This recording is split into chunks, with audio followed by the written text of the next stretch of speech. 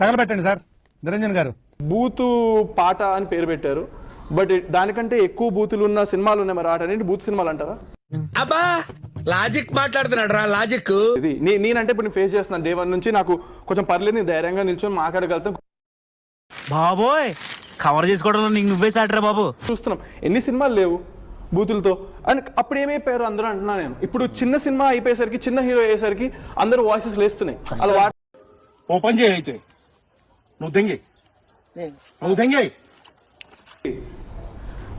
ఒకళ్ళేమో సినిమాల్లో కళ్ళు తెంగినాయా అంటారు. అది ఏం మాట్లాడుతున్నావురా, నరాలు కట్ అయిపోయింది. జేడి చక్రవర్తి గారు అయి ఉండొచ్చు.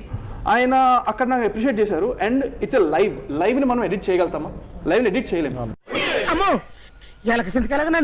పెద్దోడిని కాదండి, వినండి ఒక్క సెకండ్. వయసులో మీరు మాట్లాడినట్లేదు సార్, మాట్లాడండి.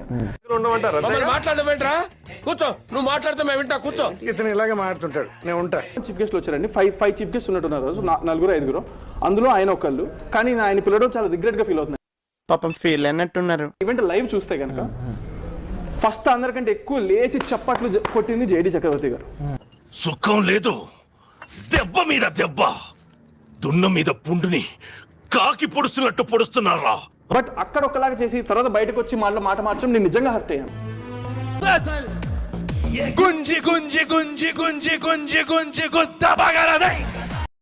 నేను పోతాను అన్నయ్య, నేను పోతాను. నాకు ఇది వద్దు అన్నయ్య, నేను పోతాను.